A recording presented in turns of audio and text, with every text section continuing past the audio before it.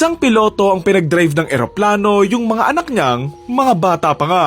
Ang Aeroflot Airbus A310 na may sakay na 75 na tao noong March 23, 1994. Sakay nito yung 63 na pasahero samantalang 12 nga dito yung crew at on the way nga sila papuntang Hong Kong galing sa Russia. Noong araw na yon, normal naman yung flight nila and wala namang problema. Not until papasukin nga ng pilotong si Captain Yaroslav Kudrinsky sa cockpit yung dalawa niyang batang anak. Ito sina Eldar, 15 years old, and si Yana, 13 years old, na parehas ngang mga bata pa nga lang. Nakasakay nga sila sa eroplano noong araw na yon and siguro na-curious nga yung mga bata and gusto ring magyabang ng tatay na piloto nga, kaya nga dito nga niya pinapasok yung dalawa niyang batang anak doon nga sa loob ng cockpit.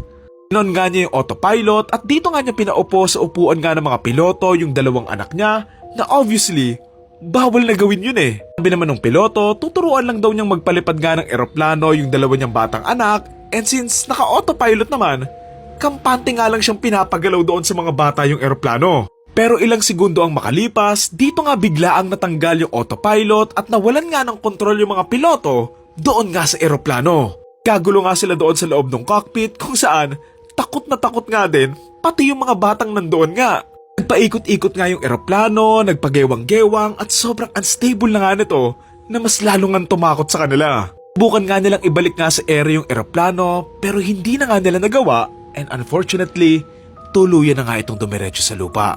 Yung 75 na tao na sakay nito ay nawala nga lang yung buhay nila dahil sa isang pagkakamali. Pag-iimbestiga nga ng mga pulis, dito nga nila na-recover yung black box kung saan naging malinaw nga kung ano nga yung nangyari. Tunayan, available pa nga ito online and pwede nyo nga mapakinggan kung saan maririnig nyo nga yung mga boses nila sa mga huling sandali nila. Narinig mo pa nga yung piloto na pinapaalis nga yung anak niya and sadly, ito na yung huling sandali nilang magkasama nga sila ng buhay.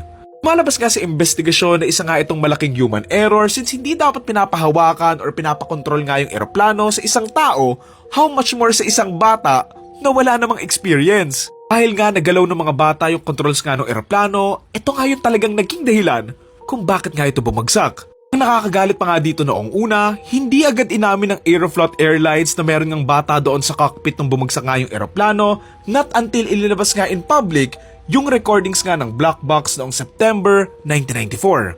Pagka sinubukan pa nilang itagong kasalanan nga ng empleyado nila yung nangyari nito. Siyempre yung pagkakamali ng empleyado, sumasalamin nga yun doon sa pinagtatrabahuhan niya and so may pananagutan pa rin talaga yung Aeroflot.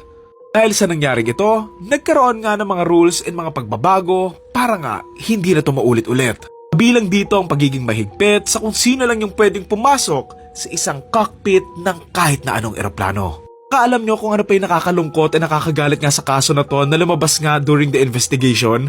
Kung naging matalino lang daw talaga yung piloto and binitawan nga niya yung controls nga ng eroplano, posible daw na maibalik naman ng autopilot yung eroplano sa stable na position and sana lahat sila ay nakarating sa pupuntahan nila.